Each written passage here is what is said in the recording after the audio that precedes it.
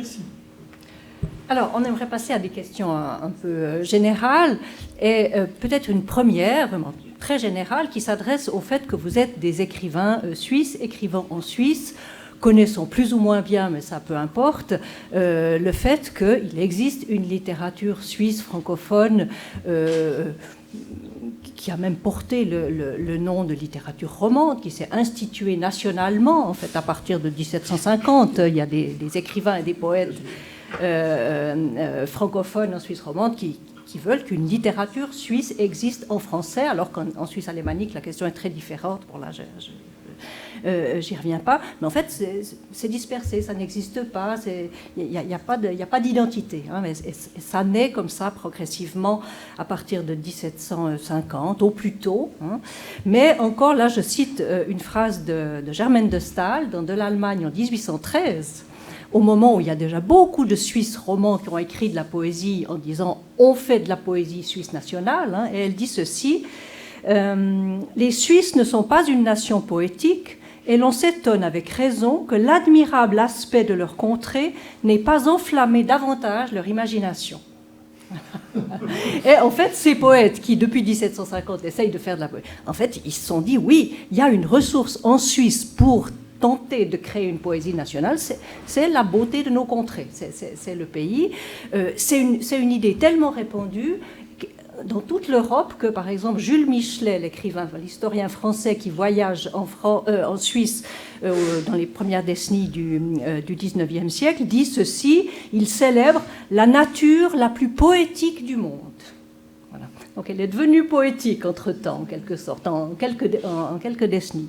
Et puis, c'est vrai, je dirais, une littérature qui s'appellera littérature romande, mais qui ne s'appelle pas encore comme ça à la fin du XVIIIe siècle, a des ressources qui vont demeurer, qui vont rester. Et quoi que vous ayez lu ou pas lu, vous ne pouvez pas l'ignorer. Ces ressources, c'est les paysages alpestres, c'est la nature, c'est le peuple des bergers, c'est les prairies de moyenne montagne, c'est ça, les jolies prairies, et c'est les vaches. Hein, c'est l'élevage bovin et les vaches. Il y en a dans ce paysage-là. Hein, la vache, véritablement, mais inonde la littérature suisse au XIXe siècle jusqu'au XXe siècle. Enfin, bon, on pourrait faire toute une thématique sur la vache. Mais enfin, ce sont des éléments, ce sont devenus des éléments identitaires puissants que les poètes, les écrivains au XIXe siècle jusqu'au XXe siècle ont beaucoup convoqué. Donc on pourrait se dire, et voilà ma question, que la littérature suisse était en quelque sorte prédisposée à intégrer la dimension environnementale et écologique. Alors, dans les faits, au fond, ce n'est pas le cas. Les Suisses ne sont pas véritablement pionniers en tant que littérature. Il y en a quelques-uns, enfin, dont vous, il y en a d'autres évidemment, mais est-ce que vous avez le sentiment que ça a pu jouer un rôle, qu'il y a quand même 2 siècles de littérature de la nature, des prairies, des lieux, du rapport au paysage qui vous précèdent? Ou bien vous partez de zéro? Moi, je vais peut-être répondre par une petite anecdote, mais j'ai fait ma première résidence d'écriture il y a 2 ans, à 1 heure de chez moi, donc à 1 heure de Genève, mais dans la campagne vaudoise. Et j'étais évidemment la seule auteure suisse et à habiter aussi proche, et les autres résidents qui venaient des États-Unis et d'Inde ne comprenaient pas du tout ce que je faisais là. Mais en fait, pour moi, c'était un monde complètement nouveau, parce que moi, j'ai toujours habité en ville et des paysages comme ça m'est pas du tout... Alors, un petit peu en montagne, oui, mais l'entre-deux, la campagne, etc., pour moi, c'était complètement... c'était vraiment un univers... que je découvrais en fait autant de... Et d'ailleurs, l'auteure indienne, parce que beaucoup de lieux en Suisse servent à des films de Bollywood, connaissait mieux certains paysages suisses que moi. Et voilà, donc en fait, moi, je pense pas du tout qu'en tout cas, ce paysage-là m'a prédestiné à ça. Je pense qu'il y a des facteurs peut-être générationnels ou voilà, qui rentrent en compte, mais le paysage... il y a aussi dans ce que vous disiez avec Jules Michelet, le côté le visiteur qui vient de l'extérieur versus celui qui a toujours été là. Et voilà, j'admire les Alpes souvent, mais je suis pas sûre que c'est influencé mon écriture ou ma vision du monde. Voilà. Vas-y.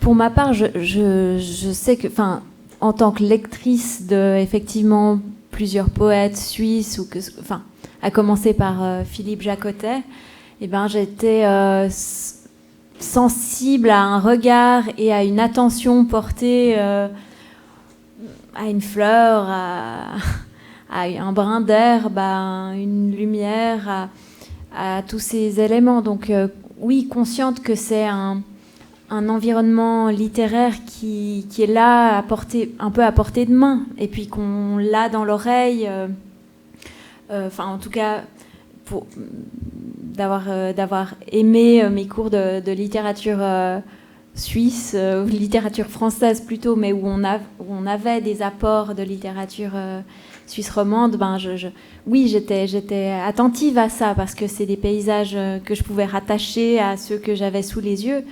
Mais je pense aussi qu'il y a après un peu des paysages intimes.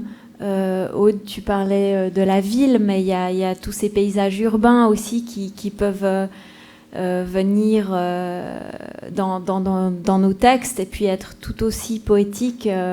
Donc ça, je pense qu'il y a aussi pas toujours une dichotomie rurale, ville-campagne. Mais pour en revenir à ma propre pratique d'écriture et cet environnement que j'avais dans l'oreille, ramusien aussi, je pense que ça a quand même beaucoup forgé mon regard et juste peut-être ça m'a aidé aussi à entrer un peu en contemplation, comme on peut avoir un peu des mentors ou des figures inspiratrices qui nous poussent à nous attarder sur un paysage, à prendre du temps pour ça, et voilà, c'est pour rien, c'est juste pour être en état, en disponibilité. Et ça, je dois dire que c'est vrai que pour moi, c'est les poètes qui m'ont amené à m'asseoir moi-même et à regarder ce qu'il y avait autour de moi.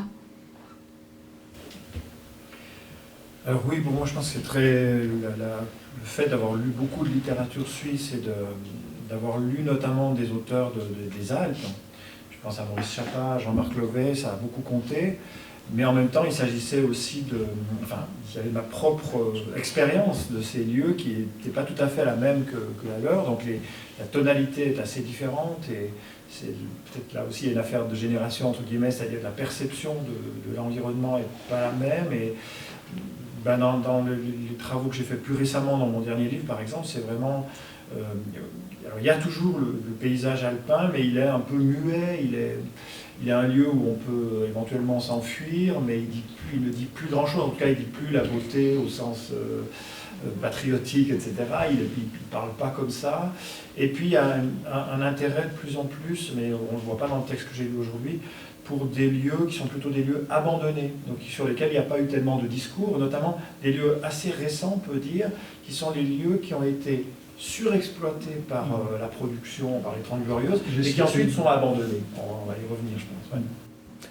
Oui, alors moi je vais poser la question complémentaire à celle de Claire, parce qu'évidemment vous vous inscrivez d'une manière ou d'une autre dans une tradition suisse, mais en même temps je suis frappé en vous lisant de voir à quel point, alors est-ce un effet générationnel, il faudrait y revenir, vos textes dans les problématiques mais aussi dans la forme choisie rejoignent des interrogations et des mises en scène qu'on retrouve ailleurs en littérature française, mais sans doute aussi, enfin certainement aussi en littérature américaine. Par exemple, au Haut-de-Seigne, j'ai été frappé en lisant La toile large comme le monde, j'ai été frappé de voir que en fin de compte, vous retrouviez, alors je ne dis pas que vous l'avez lu, mais c'est assez frappant, et on voit qu'il y a un effet peut-être de génération là, que vous rejoigniez et des problématiques et une mise en forme qu'un Laurent Meuvignier, par exemple, a mis en place dans Autour du monde. Alors je ne sais pas si vous l'avez lu, peu importe, mais c'est la même idée de réseau, de vie individuelle à différents endroits de la planète, pris dans son cas à un moment et comment ce réseau est pris. Alors il n'y a pas la question de la mise à plat d'Internet, mais ça apparaît. Donc là vraiment, il y a des échos très, très forts pour Anne-Sophie Subia, si je veux mettre ça en résonance avec d'autres textes contemporains. Il y a la question évidemment de la solitude relative dans un groupe, dans un univers désertique. La question de la solitude dans un environnement naturel est problématisée dans un grand nombre de romans. Et si je prends alors le cas particulier de la littérature de la mer, il y a un livre de quelqu'un qui n'est pas romancier au départ, mais qui a fait au moins un livre tout à fait digne d'intérêt, c'est Autissier, navigatrice, présidente du WWF France, et qui a fait ce livre Soudain seul, qui est là une expédition malheureuse en navire. Donc là encore, il y a un écho. Et pour Jérôme Mézot, et en fait, il vient d'y faire allusion lui-même, il y a cet intérêt pour, alors pas seulement ce paysage idyllique de la Suisse pour lequel les touristes se déplacent comme ils viennent voir la Tour Eiffel pour prendre un autre sommet, mais simplement ces lieux abandonnés qui peuvent reprendre vie sous une autre forme, quelque chose qui n'a pas attiré l'attention de l'œil habituellement et qu'un écrivain, par exemple, comme Jean Rollin, mais il y en aurait d'autres, met très fort en avant. Est-ce que vous êtes conscient, alors, outre le fait que vous êtes écrivain suisse, écrivant en Suisse et peut-être formé par vos études de lettres, pour la plupart d'entre vous, vous inscrivez là-dedans, mais est-ce que vous avez aussi conscience, par vos lectures, quelles qu'elles soient, de vous inscrire aussi dans quelque chose de beaucoup plus vaste, et quels auraient été, alors hors tradition suisse, des modèles ou des gens avec lesquels vous vous sentez une affinité. Et je ne dis pas que vous avez lu les textes que j'ai lus, là c'est moi un effet de lecture, mais comment est-ce que vous pensez ce rapport justement, non pas au national ou au moins au français, mais à ce qui peut se faire ailleurs, peut-être lors de rencontres d'écrivains aussi. Anne-Sophie Mais j'essayais de retrouver, c'est un peu bête, j'essayais de retrouver le nom de ce poète indien qui a travaillé sur un quartier, mais vraiment là où il habite, en fait, c'est une sorte de petit triangle. Je pensais à lui parce que j'espère que ça me reviendra en cours de soirée. Mais en fait, c'est un recueil de poèmes qui m'avait beaucoup frappée. Parce qu'en fait, ce qui me touchait chez lui, c'était ce sens du détail en pleine ville, et puis cette façon qu'il avait de vivre son espace, en fait, de vivre le territoire dans lequel il habite. Peu importe, j'ai envie de dire, peu importe le type de paysage qu'il a sous les yeux, mais il s'enfonçait vraiment dans cet endroit. Et capable du coup de connaître les modulations au quotidien de cet endroit-là, capable de cerner les va-et-vient des gens, enfin voilà, simplement capable de connaître là où il est. Et en fait, c'est ça qui, je crois, moi, m'inspire plus que tout. Enfin, c'est une façon de s'ancrer, d'être familier le plus possible et d'avoir une acuité par rapport à là où on est. Et en ce sens, j'ai l'impression que ça dépasse en fait la question nationale. C'est vraiment plus une question d'habiter, en fait. Voilà. Merci.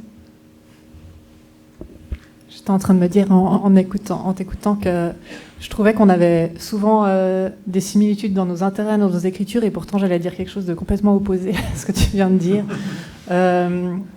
Parce que pour moi, c'est vraiment, je crois, le point commun entre, par exemple, ce livre sur Internet ou des livres de voyage, c'est vraiment au contraire l'idée du réseau, l'idée d'un maillage du monde, en fait, qui me séduit et qui m'effraie en même temps. Donc j'ai envie de m'intéresser à ça. Enfin, des fois c'est le maillage en soi, des fois c'est ce qu'il y a entre les mailles. Mais je crois que c'est le point commun peut-être entre ces livres qu'on voit des fois comme assez différents de l'extérieur. Et je voulais aussi parler, on a évoqué les études littéraires, et c'est vrai que moi, par exemple, j'ai fait mes études quand on fait ses études à Genève ou à Lausanne, c'est aussi complètement différent, en fait, que m'approche de la littérature quand on étudie la littérature de langue française. Moi, ayant fait mes études à Genève, j'ai lu, on m'a imposé uniquement des auteurs français, jusqu'à ce que je découvre un séminaire de littérature romande. Et donc, voilà, j'ai lu que des auteurs français pendant très, très longtemps. Et j'ai ignoré, en fait, tout un pan de la littérature suisse que j'ai découvert, en fait, assez tard. Et voilà, moi, c'était... en fait, non, je ne peux pas dire que c'était Bouvier qui m'a montré tout ça, mais le premier auteur suisse que j'ai lu, c'était vraiment lui, mais que j'ai lu aussi parce qu'il parle de l'ailleurs et pas de la Suisse, même s'il a fait ensuite des très beaux textes sur la Suisse. Mais, donc, en fait, il y a une... en tout cas, pour moi, il y a cette tension-là m'intéresse, en fait. Comment lui, par exemple, a dû peut-être d'abord aller très loin pour pouvoir s'intéresser, comme il dit, à la fin à son jardin, en fait. Donc voilà, un maillage à toutes les échelles, encore une fois. Oui, oui, pour moi, évidemment, il y a plein de lectures qui vont à un moment donné se mélanger. Par exemple, pour tout ce qui est de ces paysages pauvres, qui sont des paysages qui ont été, disons, qui ont été victimes d'une sorte de prédation pendant les 30 Glorieuses et qui maintenant sont à l'abandon. Bon, moi, c'est des lieux que je recherche pour des raisons personnelles, dans lesquelles j'aime aller, aussi parce qu'on est sûr d'y être tranquille, parce que comme il n'y a plus rien à consommer, il n'y a plus rien à exploiter, plus personne n'y va. Et c'est des lieux parfois tout à fait beaux selon d'autres critères. Il y a des zones en plaine comme en montagne où personne ne va, parce qu'il n'y a rien à y faire, il n'y a rien à y consommer, disons. Et donc ces lieux, après moi je pense que je les ai perçus aussi à travers la poésie, je pense, mais une poésie qui n'est pas forcément une poésie suisse, ou à travers des œuvres qui peuvent être très lointaines de ces paysages-là. Je pense même à Antoine Volodine, aux écrits de Volodine sur ces mondes post-apocalyptiques où on vit dans les ruines, dans les déchets du capitalisme. Enfin, c'est un des grands sujets aujourd'hui. Je pense au livre d'Anna Tsing dont on parlait avec Claire. Comment est-ce qu'on vit dans les ruines laissées par le capitalisme et comment les gens se réapproprient petit à petit des espaces, alors les gens, mais aussi les animaux, les oiseaux, enfin, dans des gravières, anciennes gravières d'autoroute, il y a maintenant des saules qui poussent, il y a des oiseaux qui sont revenus, les humains n'y viennent plus, tant mieux de ce côté-là, puisque les autres êtres peuvent reprendre racine là-dedans, et quelque chose est en train, très lentement, de se préparer, peut-être, au mieux, peut-être que ça va être rasé de nouveau, mais voilà, mais ça m'a touché et intéressé, voilà, à partir de textes comme Volodine ou les déambulations de Philippe Vasset, par exemple, dans des zones périurbaines qui n'ont rien à voir avec ces paysages que j'évoque, mais c'est plutôt sa manière de regarder le lieu qui m'a intéressé. Ou alors des choses beaucoup plus sensuelles, entre guillemets, gourmandes, comme Jim Harrison, l'auteur américain, qui décrit d'autres types de paysages, mais avec une gourmandise verbale et perceptuelle qui m'a beaucoup plu à l'époque. Alors, ce que tu dis des ruines du capitalisme me conduit tout droit à une question qui ne fait aucune référence à votre passeport suisse, aux trois. Une question généreuse, une question sérieuse, parce qu'elle touche, disons, peut-être à votre engagement. Donc vous verrez si vous souhaitez ou pouvez répondre où vous voulez. Alors, je pars d'une remarque, Jérôme, tu as faite, enfin écrite, dans l'entretien que Riccardo Barontini a fait, qui est donc disponible sur Literature Green. Et tu fais une réflexion intéressante sur la modernité qui a ôté tout crédit à ce que tu appelles la pensée sorcière. Et tu entends par là l'ensemble de savoirs et de pratiques qui ne relèvent pas du technoscientifique en quelque sorte, et que la modernité a en quelque sorte radicalement mis de côté, rendu impertinent. Ce terme de sorcier ou de sorcellerie, on le trouve aussi dans le livre de la philosophe belge et de Philippe Pignard, enfin Isabelle Stengers et Philippe Pignard, qui s'appelle la sorcellerie capitaliste, pratique de désenvoûtement, qui apparaît en 2007. Je ne sais pas si Jérôme, peut-être tu connais, je ne sais pas si vous le connaissez. Enfin, le titre est assez explicite. Les auteurs veulent dire par là que le capitalisme est, je cite, un système sorcier sans sorcier, c'est-à-dire qu'il opère en nous frappant de paralysie et d'impuissance. C'est un symptôme qu'on lit beaucoup aujourd'hui, c'est un système tellement fort qu'il se donne pour indépassable parce qu'il est capable de tout intégrer. Et il intègre parfaitement le green sous toutes ses formes, les technologies vertes, etc. Donc, sentiment qu'on est impuissant face à un système qui est sorcier sans sorcier, en quelque sorte. En vous lisant Haute-Seigne, j'ai le sentiment que vous dites des choses assez comparables par rapport au web. Vous dites le web, par exemple, je vous cite, si tu débranches ce câble, donc le câble Internet, les données vont simplement trouver un autre chemin pour voyager. C'est le principe du web, et ce qui le fait quasiment indestructible, tout est redondant. Le capitalisme et le web sont des systèmes sorciers sans sorciers. On n'arrive pas, en quelque sorte, à trouver la faille pour les inhiber ou les arrêter. Stengers, dans son livre, elle est philosophe, et elle dit il faut trouver moyen de se désenvoûter. Et puis elle livre des pistes, je dirais. Donc voilà, la question engagée. Est-ce que, en tant qu'écrivain, vous avez l'ambition d'une certaine manière, contribuer à ce désenvoûtement qui est le nôtre, pas forcément face au capitalisme, mais à l'égard de ce sentiment d'impuissance qu'on peut avoir. On est dans des systèmes qui nous paralysent, qui nous donnent le sentiment qu'on est impuissant, tellement c'est mondialisé. Et tellement on ne sait pas par où commencer pour essayer d'arrêter une croissance qui est excessive, etc. Est-ce que vous y pensez quelquefois? Est-ce que cette notion de tenter de se désenvoûter vous parle?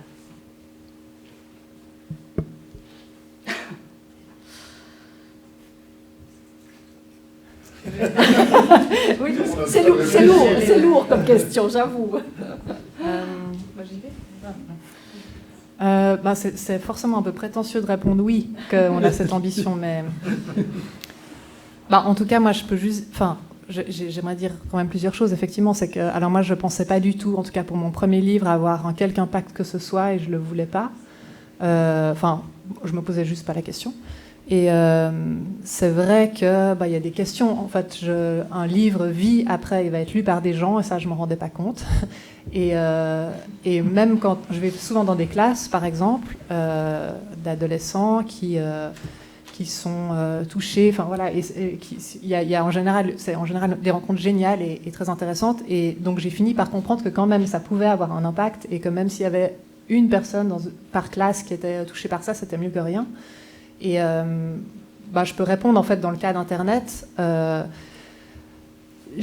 moment de mes recherches, c'est un livre qui est très documenté, la réponse des spécialistes était toujours arrêter complètement Internet, c'est presque impossible. Et en fait, c'est dans ce presque que moi j'ai créé cette fiction, et c'est ce qui me fait dire que c'est pas perdu en fait. C'est que c'est extrêmement difficile de se désenvoûter, et il faut en fait des modèles qui montrent que c'est possible de sortir de ça. Et par exemple, moi, la thématique environnementale n'était pas prévue au départ de ce livre. Je l'ai découverte en faisant mes recherches, et je me suis dit tout à fait consciemment, vu l'importance que je découvre là, je veux un personnage qui soit porte-parole de ça. Pas qu'il soit juste secondaire, pas que ce soit juste évoqué quelque part, mais je veux un personnage qui incarne cette écologie du web, entre guillemets. Parce que quitte à publier un livre et à se sentir inutile parce qu'on fait que écrire, dans la société il y a mieux, quoi. Si ça peut éclairer un peu sur un outil qu'on utilise tous les jours, tant mieux. Alors après, j'ai pas fait le livre pour ça, mais dans la démarche globale d'écriture, dans le choix des personnages, c'est quelque chose que j'ai pris en compte. Et puis c'est vrai que là, on parle d'environnement, c'est aussi valable pour... je voulais un informaticien qui est devenu une informaticienne. C'est valable un petit peu pour tout ce qu'on peut essayer de déconstruire ou de présenter autrement, je crois. Voilà. Donc moi, je pense que c'est pas... je serais assez d'accord avec cette nécessité, mais cette difficulté de se désenvoûter, tellement c'est opaque quelque part. J'y vais. Oui, moi je voudrais bien qu'on se désenvoûte, mais je n'ai pas d'illusion sur la capacité d'un livre à produire ça, mais effectivement, comme tu le disais, ces livres circulent, les gens les lisent, voilà.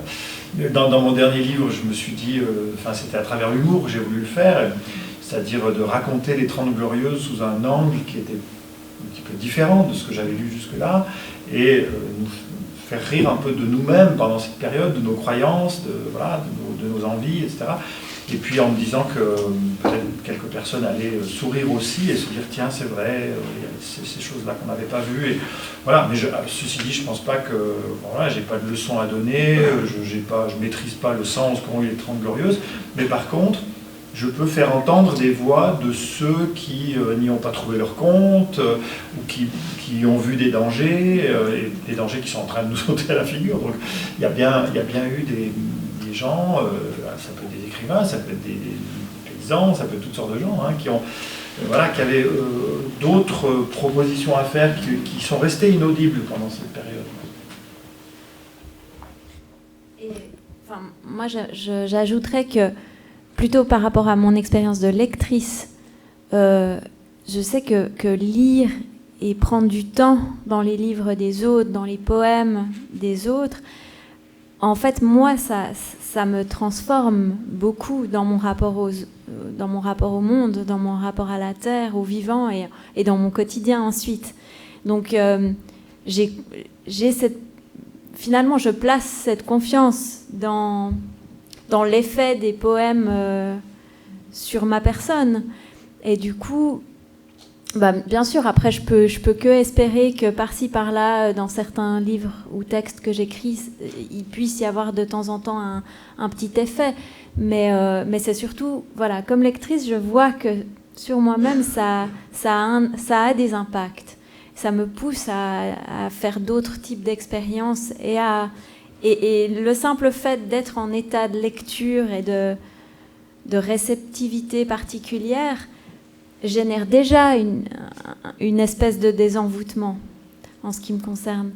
Et récemment, il y a des personnes qui sont venues vers moi en me demandant d'animer des ateliers d'écriture avec elles parce qu'elles étaient en fait complètement démoralisées. Et qu'elles se disent peut-être qu'à travers l'écriture, notre rapport au monde va je sais pas, s'apaiser, ou on va pouvoir placer un peu notre espoir dans quelque chose, et que l'écriture le fait de pouvoir faire récit ou mettre des mots va nous aider. Donc elles sont venues vers moi pour voir si on pouvait composer un atelier d'écriture un peu lié à leur sentiment d'effondrement, et j'étais très désemparée en fait, en me disant mais qu'est-ce qu'on pourrait bien faire, encore une fois c'est auprès de poètes que j'ai pu trouver une nourriture en fait suffisante, ou en tout cas de départ, et notamment un recueil de Thomas Tranströmer, Baltique, dans lequel en fait on puisait une quantité de textes qui faisaient des échos incroyables avec des visions du monde, des espoirs, et évidemment aussi des perceptions presque anticipatoires. Et là, ça faisait vraiment écho pour ces personnes qui ont un caillou dans le ventre, en fait. Et tout à coup, de voir dans le poème des résonances très fortes avec leur vécu et leur malaise par rapport à l'envoûtement actuel, je crois que ça contribue à, en tout cas, réouvrir des espaces en eux, et puis un autre regard peut-être, d'une forme de solidarité souterraine à travers l'art. Merci. On s'est mis assez vite d'accord maintenant dans la conversation sur le fait que vous écrivez et nous étudions sur les ruines du capitalisme. Enfin, la formule revient très souvent. On peut y faire allusion à travers évidemment l'œuvre d'un Volodine, mais on écrit aussi sur les ruines du communisme. D'ailleurs, dans plusieurs de vos textes, que ce soit des lacs toxiques en Mongolie, où il se trouve qu'il y a même des prix Nobel qui parlent de Tchernobyl. Enfin, je veux dire, ce n'est évidemment pas un phénomène purement occidental. Et cela m'amène à vous poser la question suivante. Elle tient à l'écriture et à l'ancrage de l'écriture dans un lieu. Est-ce que vous éprouvez une difficulté à aborder des sujets problématiques, pollution extrême, exploitation sociale? Est-ce que c'est plus difficile d'aborder ça dans un contexte qui serait local suisse et où on renvoie les protagonistes à des responsabilités très concrètes liées au lieu, et que ça serait peut-être plus facile de regarder justement ce que les voisins font de mal, et je pense voisins au sens planétaire. Est-ce que vous ressentez cette question-là? Je pense qu'on peut montrer de manière générale qu'il y a un certain nombre de textes qui délocalisent les problèmes parce que c'est moins confrontant. Je pense, et alors là on peut prendre un exemple suisse historique très fort, on peut penser à ce qui est arrivé à Chapa quand il s'est mis à défendre ça. Est-ce qu'aujourd'hui vous ressentez cette problématique-là, ou est-ce que pour vous justement une écriture plus sensible à l'environnement est une manière de créer un mouvement de sympathie autour de vous? Voilà, enfin cette question d'ancrage dans les lieux et de problématique en fin de compte, ça rejoint la question de Claire, de responsabilité de l'écrivain. Si vous dénoncez quelque chose, eh bien on peut le dénoncer de manière générale, et puis on peut dénoncer, je ne sais pas, comme le fait récemment une Gisèle Biel, l'action de Monsanto, très concrètement. Voilà, cette question, comment est-ce qu'elle se pose par rapport au lieu et par rapport à la responsabilité de l'écrivain? Vous avez dit que vous ne pensez pas changer le monde, on est bien d'accord, mais voilà, est-ce que ça vous a déjà certainement posé des problèmes ou pas, posé des problèmes d'écriture ou après dans la réception de vos textes? Anne-Sophie.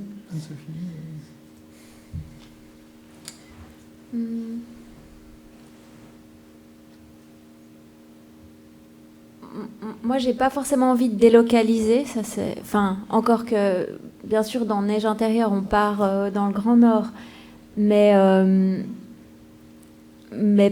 par exemple, dans Parti voir les bêtes, il s'agit de paysages qui me sont très familiers, qui se passent ça se passe chez moi, et j'ai pas eu de crainte particulière. En fait, je suivais plutôt un filon, et je vais continuer à le faire quand il y a quelque chose qui à mon sens mérite un espace. Enfin, il y a beaucoup de choses qui méritent un espace d'écriture, mais j'attends évidemment d'abord que ça soit suffisamment virulent et nécessaire en moi, en fait. Mais ça peut, quelque part, ça peut se passer ailleurs et me toucher tout autant. Et ça peut se passer chez moi et sous ma fenêtre depuis de longues années. Mais j'ai pas envie d'avoir peur de ce que je dis. Après, je trouve que c'est toujours la délicate question de comment on le dit, parce que je me méfie de mon propre militantisme d'une certaine façon. Donc, et je trouve que c'est pas ce discours militant que j'ai nécessairement envie de mettre en écriture ou de composer, ou c'est pas sur cette matière exactement que je souhaite faire un livre, en fait. Donc je trouve que c'est cet alliage délicat entre avoir la parole pour dire des choses qui nous semblent absolument nécessaires à exprimer, mais sans être dans un discours qui est ou qui mime le discours politique, en fait. Il s'agit d'autre chose. Alors, moi, je rejoins assez Anne-Sophie dans le fait que je choisis pas de délocaliser quelque part, mais qu'il y a écrire des fois sur un lieu lointain peut s'avérer plus problématique que ce qui se passe sous ma fenêtre. Et en fait, c'est vrai que je m'étais jamais demandé pourquoi j'écrivais aussi peu sur la Suisse. Et c'est certes, alors c'est en tout cas pas que ça m'intéresse pas, mais je crois que ça s'est jamais imposé à moi de manière forte d'aborder un. Et je suis très contente que d'ailleurs des écrivains comme Jérôme le fassent, mais moi ça s'est jamais devenu un projet suffisamment conséquent pour moi. Et par contre, c'est vrai que je pensais à des lieux problématiques. Et à des contraintes d'écriture, ça a quand même suscité quelques débats avec mon éditrice au moment de l'écriture de la toile, parce que je parle de lieux stratégiques, des centres de Google, notamment en Suède et en Finlande, que je n'ai pas vus. Toutes les photos de ces lieux sont sur Internet, donc c'est le paradoxe complet de ce livre, c'est que j'aurais pas pu l'écrire sans beaucoup de recherches sur Internet. Et en fait, on peut vraiment se promener dans ces lieux. Google met ces images à disposition, mais ils ne sont pas faciles à trouver pour autant. C'est-à-dire qu'il faut déjà faire une recherche très précise, en avoir fait beaucoup d'autres pour taper centre Google, je ne sais même plus le nom de ces villes. Et en fait, voilà, au début, c'était vraiment très, très explicite. Je donnais une sorte de méthode pour faire un attentat dans un centre Google, ce qui n'était évidemment pas du tout OK dans un livre. Et voilà, on a eu un peu quand même ces réflexions avec mon éditrice pour finir par être plus vague en fait, parce que c'était pas alors il y a un désir de parler de ces choses, de sensibiliser, de montrer qu'on pourrait faire autrement, même si c'est difficile, mais pas en tout cas d'inciter à la violence. Donc ça faisait, et ce sera encore le cas pour d'autres livres, je pense. En fait, ça fait quand même partie de la réflexion. Et pour le coup, le fait que ce soit lointain ne change rien en fait. Moi, peut-être c'est un effet de génération qui a joué, peut-être. Pour moi, il y a eu un moment où le militantisme a été très important et ça devait être la queue de comète de 68, quelque chose comme ça, que j'ai ramassé très tardivement. Et donc, certaines fois, souvent, l'écriture est quand même liée à cette question d'une responsabilité à exercer sur un sujet. Et, par exemple, Au Val des Loups, qui est paru en 2015, c'est une chronique d'une affaire pénale, on peut dire, hein, puisque c'est donc le passage à tabac d'un militant écologiste dans le Valais des années 90. C'est une affaire qui n'a pas été résolue, donc qui a abouti à un non-lieu, un très très gros dossier au tribunal que j'ai pas pu consulter. Dans la population locale, dans les rumeurs, etc., tout le monde avait à peu près le sentiment de savoir qui étaient les coupables. Alors, en fait, on a affaire à une sorte de situation qui évoque la situation mafieuse, avec règlement de compte, etc. Et c'est pas que je croyais ou que je pensais que mon livre allait changer la donne, puisque l'affaire est close, et que les coupables sont en liberté, mais il fallait rajouter une parole à ça, c'est-à-dire il y avait eu des paroles, il y avait eu des actes, il y avait eu des paroles, il y avait eu une parole prise par le tribunal, par les avocats, mais qui n'avait abouti à rien au fond. Et puis on pouvait là-dessus ajouter une parole. Alors moi je ne veux pas dire que c'est de la littérature, mais disons, moi je voyais ça comme de la littérature, en tout cas, je ne sais pas si ça en est, qui soit alors une parole impliquée dans le sens où elle est clairement identifiée comme venant des partisans des mouvements écologistes, parce que ces partisans-là n'avaient pas eu véritablement la parole, puisqu'elle leur avait été coupée par la violence. Hein. Donc rajouter une parole à ça, pour que dans les documents qui resteront de cette période, on fasse entendre aussi cette voix. Mais évidemment, c'est très ambigu comme position aussi, puisque c'est prendre aussi la parole à la place d'autrui, notamment à la place de la victime. Hein. La victime qui ne voulait pas prendre la parole sur cette question. Alors bien sûr, moi j'ai posé la question à cette personne que je connaissais, avec laquelle j'avais été intimement lié dans l'amitié d'un groupe politique, etc. Donc, si je lui ai posé la question si je pouvais faire ce texte, et voilà, cette autorisation m'a été donnée en quelque sorte, mais ça reste un geste quand même ambigu, qui est de parler à la place de la victime, étant donné que j'avais une position qui me permettait de voir de l'intérieur ce qui s'était passé, ce qui ne veut pas dire non plus que l'affaire a été résolue, enfin c'est pas du tout le but de mon livre, mais il fallait faire acte de parole. Pour moi, c'était extrêmement important face à ce dossier de tribunal qui était un dossier clos. Alors pour moi, il y a des mystères dans les arts juridiques, il y a des choses qui s'arrêtent, il y a des choses qui...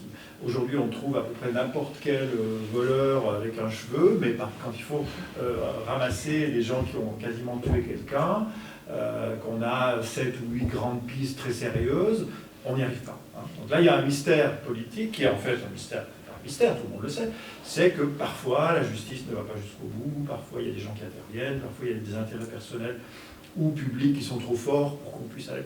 Bon, tous les diplomates du monde le savent. La vérité n'est pas... Toutes les vérités ne sont pas bonnes à dire, le peuple ne doit pas connaître toutes les vérités, et parfois la littérature, c'est celle qui vient un petit peu piquer les fesses de ceux qui veulent se taire ou qui veulent qu'on se taise. Mais ça, c'est ma conception. Hein. J'ai une question, mais vraiment beaucoup plus légère que celle qui vient d'être abordée maintenant. Alors, je ne sais pas, Pierre, si tu veux peut-être proposer. Alors, moi, j'ai une question qui s'adresse en fait à Haute-Seigne, mais c'est une question, au fond, d'écriture, de pratique, mais vous pouvez aussi, les autres, répondre. C'est une question finalement, d'adéquation entre un propos et puis une façon de faire. Hein. Alors vous écrivez un livre sur la toile, vous vous documentez beaucoup, on apprend beaucoup de choses dans votre livre. Bon, il date de 2017, je pense que beaucoup de choses sont devenues encore plus connues parce que voilà, on apprend des choses sur comment fonctionne la matérialité d'Internet. Hein. On croyait encore peut-être au cloud immatériel avant que vous écriviez. Mais il y a quelque chose qui m'a beaucoup frappé, je dois dire beaucoup plu dans votre livre, c'est que vous avez des personnages, vous en avez 8 ou 10 8, voilà, qui sont comme ça, dispersés dans le monde entier, qui sont en réseau, qui ont des contacts entre eux, mais ils sont... on pourrait vous faire un reproche, mais moi je ne vous fais pas un reproche, je trouve que c'est une qualité. On pourrait dire qu'ils sont sous-caractérisés, vos personnages. C'est-à-dire, contrairement aux personnages du roman réaliste, on ne fait plus de roman réaliste de nos jours, mais enfin, qui doit avoir un nom, une profession, une famille, un métier, une généalogie, une histoire, une profession, etc. Rien de tout ça. Ils ont un prénom, on les connaît par 2 ou 3 choses, mais ils sont assez légers, je dirais, comme personnages, et ils sont tous presque, ils sont tous prothétiques, c'est-à-dire qu'ils ils ont une prothèse qui est l'engin numérique dont ils ont besoin quotidiennement. Hein. Donc humainement, ils sont quand même assez particuliers, et moi j'ai trouvé quand même intéressant que vous mettiez en scène des personnages sous-caractérisés dans un univers où Internet est partout. Hein. Et je me demandais si vous avez vraiment cherché à sous-caractériser vos personnages et peut-être à interroger une possible dilution de la personnalité humaine dans un monde qui est ultra délocalisé et où donc les repères traditionnels de l'identité se défont. Et je remarque aussi une chose qui m'a aussi intriguée et beaucoup plu, c'est que la fin de votre roman, elle est aussi faiblement caractérisée. C'est-à-dire qu'on apprend qu'ils vont faire du vandalisme. Hein, on se dit, ouh là là, on va avoir une belle fin apocalyptique, Internet va exploser, il va se passer des horreurs, ou ça peut être tragique. Par exemple, il y a ce personnage de garçon addict au jeu, hein, Lupin il s'appelle. On se dit, mais celui-ci, il est tellement addict au jeu, il va devenir fou. Ah non, il ne devient pas fou du tout. Hein. Et les autres non plus. Au fond, ils sont un peu dépassés par ce qu'ils ont fait, mais pas complètement dépassés non plus. La fin, elle n'est pas tragique, elle n'est pas dramatique, c'est pas l'effondrement, c'est pas la collapsologie. Hein, voilà, il se passe 2 ou 3 choses. Et j'ai bien aimé cette fin, parce que c'est pas de la dystopie, vous basculez pas dans la dystopie, c'est pas non plus le triomphalisme de l'action militante, mais puis voilà, vous terminez comme ça, c'est un peu sous-caractérisé. Et moi j'ai beaucoup aimé ça. Alors je voulais savoir si vous avez voulu ça, la sous-caractérisation des personnages, la sous-caractérisation ou sous-dramatisation peut-être de la fin. Ou pas. Alors pour ce qui est des personnages, disons que je pense que la réponse est dans comment ils ont été construits.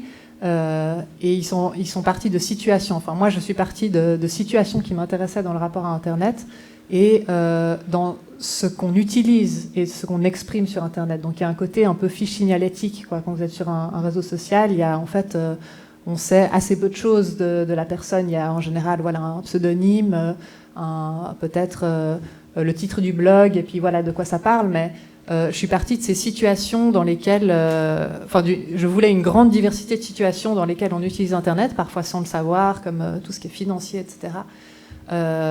Et donc, quelque part, ils n'ont pas été volontairement sous-caractérisés, mais ils ont été volontairement pas plus caractérisés que ça, que cette fiche signalétique. Parce qu'ils sont là dans une fonction qui est de nous montrer qu'on peut utiliser Internet de cette manière et qu'on peut le couper de cette manière et que les conséquences seraient plus ou moins ça. Et pour ce qui est de la fin, alors en fait j'ai longtemps hésité parce qu'en fait je m'intéresse beaucoup. Moi je suis une grande fan de films catastrophes et de dystopie et voilà. Et en fait je parlais avec un ami auteur aussi de ce livre. Je parlais beaucoup avec lui en l'écrivant. Et quelque part, je tendais vers cette panne, mais c'est comme si j'osais pas aller au-delà. Et puis tout à coup, il y a eu parce que aussi c'est difficile en fait d'imaginer Moi, je considère que j'ai pas d'imagination. C'est pour ça que je fais autant de documentation. Donc, c'est difficile d'imaginer un après, enfin quelque chose d'aussi radical. Et puis tout à coup, j'ai osé parce qu'en fait, c'est ça que je voulais faire, quoi. J'ai envie d'un déchaînement quelque part, mais tout en restant dans le réalisme. Et donc, mais moi, alors d'une part, mon envie dès le départ était surtout pas de dire c'était mieux avant, parce que faut se méfier de cette phrase. Ce serait mieux sans. Enfin, on retournerait, voilà, surtout pas rentrer dans des dichotomies comme ça. Et donc de vouloir la fin comme était le livre, c'est-à-dire dans quelque chose de plutôt réaliste et de plutôt nuancé. Et j'ai utilisé finalement une image qui me semblait assez parlante d'un bateau qui tout à coup aurait ralenti. Et du coup, si on est tous sur ce bateau parce que Internet s'effondre et qu'il y a un ralentissement, peut-être pas un effondrement, mais un ralentissement, ben en fait, je pense qu'on s'ennuie. Je pense qu'il y a une espèce voilà, quelque chose qui s'arrête et puis tout à coup, tout va beaucoup plus lentement. Et donc, je voulais pas montrer, voilà, quelque chose de vraiment catastrophique. Enfin, il est fait allusion au fait qu'il y aurait sans doute quelques émeutes. Voilà, quand il y a des coupures d'Internet, ne serait-ce qu'aux États-Unis, à l'échelle d'un État, il y a quand même 2-3 émeutes. Mais en tout cas, pas. Je pense que l'effondrement, il viendrait pas de là. Et donc voilà, j'ai plutôt voulu cette fin comme une sorte de bref épilogue. Qui montre voilà plutôt ce sentiment de coup de mou, quoi. Enfin, à la fin, voilà, les choses ralentissent et c'est pas spectaculaire en fait, c'est juste plus lent et il faut réapprendre à vivre avec cette lenteur. Voilà. Et ça me plaisait bien en fait à moi aussi comme. Je voudrais élargir le propos pour un dernier tour de table parce que l'heure avance, mais justement pour vous interroger plus largement sur ces questions de forme et d'adéquation entre le fond et le sujet et la forme. On a déjà un peu discuté quand on a commencé notre tour de table à partir de vos textes, mais est-ce que vous avez l'impression qu'une réflexion sur des questions environnementales, sur la définition d'un nouveau rapport, ou enfin un essai de définition d'un nouveau rapport à la nature, vous pousse à trouver d'autres formes?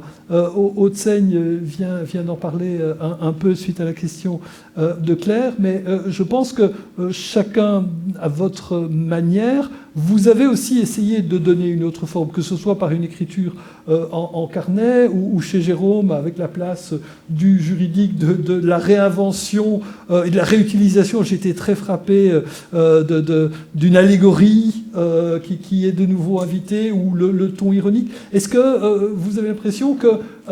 alors, je me place non pas du point de vue de l'environnement, mais de l'écriture. Vous avez l'impression que votre propre travail est aussi un travail de redéfinition des formes littéraires au-delà de ce qu'était devenu un roman après, disons, l'époque de l'expérimentation structuraliste, enfin, nouveau roman qui était redevenu assez traditionnel en dehors des grandes figures de l'écriture ludique, etc. On a l'écriture qui revient à l'histoire. Est-ce que vous avez l'impression, enfin, je pense que vos ouvrages sont en train d'explorer des nouvelles formes. Comment est-ce que enfin, quelle est l'expérience de l'écrivain sur le terrain, enfin, confronté à la page, ne voulant pas refaire peut-être ce qui a déjà été fait, multiplication des perspectives, hein, mais peut-être commencer par Anne-Sophie Subia, et puis Jérôme, et puis Haute-Seigne, qui a déjà répondu en partie, mais qui a certainement d'autres choses à dire sur la question. Je ne sais pas si c'est novateur ou quoi que ce soit, mais c'est vrai que je travaille beaucoup par le fragment, en fait. Et oui, ouais, chez Jérôme, pareil. Et oui. Et du coup, c'est intéressant parce que ça suppose aussi ensuite tout un travail de composition. Et c'est là où moi, je me sens tout le temps surprise à remarquer à quel point, en modifiant l'ordre, la place, la composition en fait des fragments, le récit change.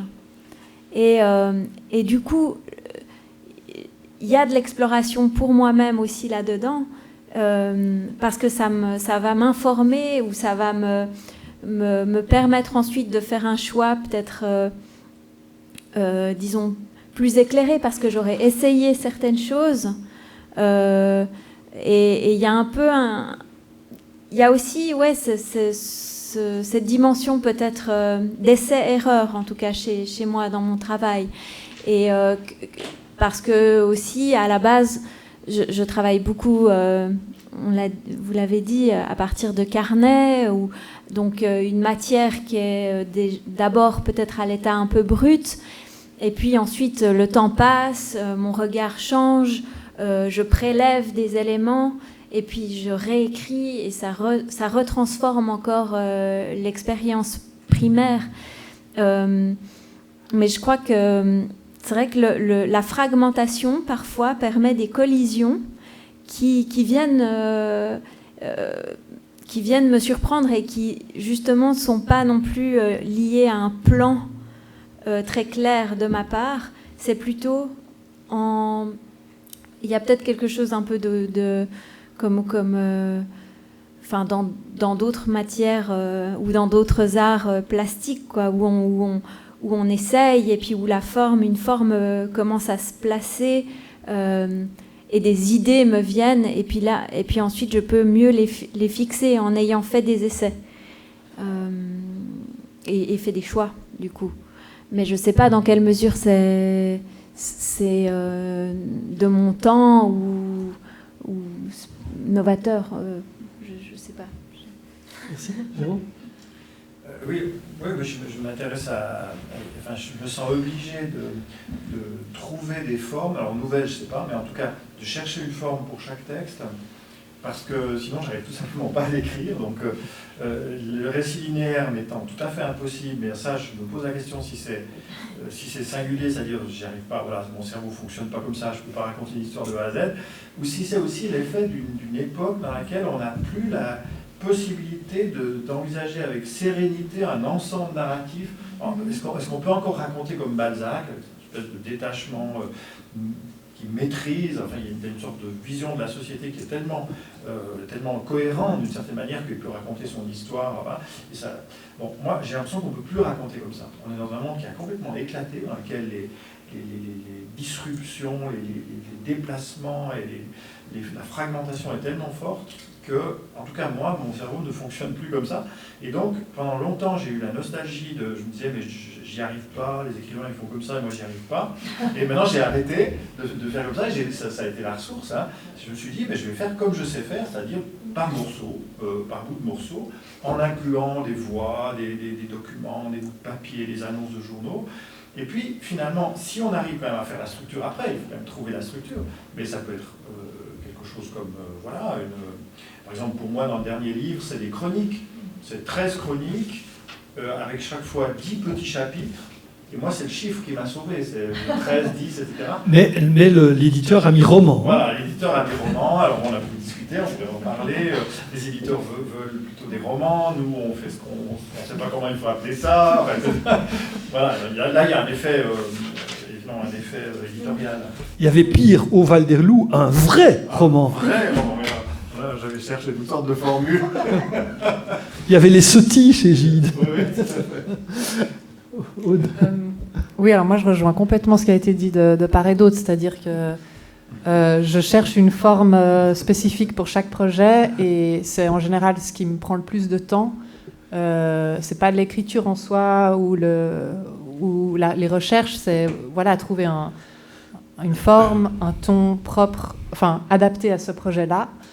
Pas dans le désir de faire absolument quelque chose de nouveau, mais de faire ce qui me semble correspondre à ce que je veux, ce que ça doit donner. Et je travaille aussi vraiment beaucoup par fragments et par collage et par essai, comme un peintre, ou comme les métaphores que tu utilisais.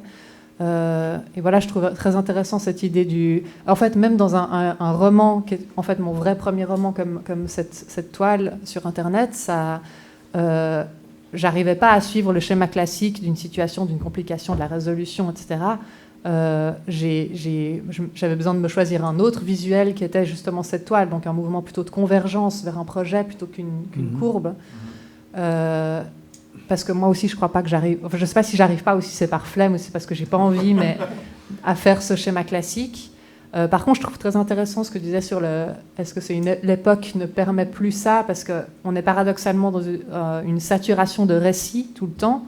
Enfin, il y a des récits... le récit à l'américaine, quoi, qui raconte la trajectoire d'une entreprise, qui raconte qu'on se raconte à soi, comment on se présente, etc. Donc il y a une sorte de saturation de récits, mais malgré ça, comme si la linéarité n'était plus possible. Donc ça m'interroge beaucoup, en fait, sur les formes qu'il faut adopter pour correspondre ou ne pas correspondre à ça, d'ailleurs. Mais voilà. Merci beaucoup. Nous allons en rester là pour cet échange. Il me reste à vous remercier tous les trois, et pour vos textes et pour la générosité de vos réponses. Claire qui a mené ce dialogue avec moi.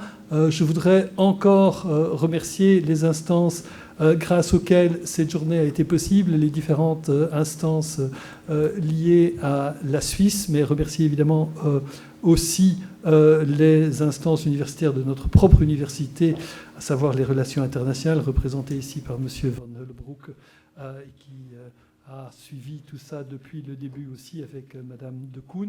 Et puis aussi, évidemment, vous, le public qui êtes venu. Je ne peux que vous conseiller, si ce n'est pas encore le fait, d'aller lire les œuvres des écrivains que nous avons reçus aujourd'hui. Mais je vous remercie, vous aussi, pour votre présence, et j'espère que c'est une activité qui pourra être répétée autour d'un autre pays ou avec d'autres écrivains, mais les mêmes sont les bienvenus. Évidemment, aussi, je suis prudent. Un grand merci à vous.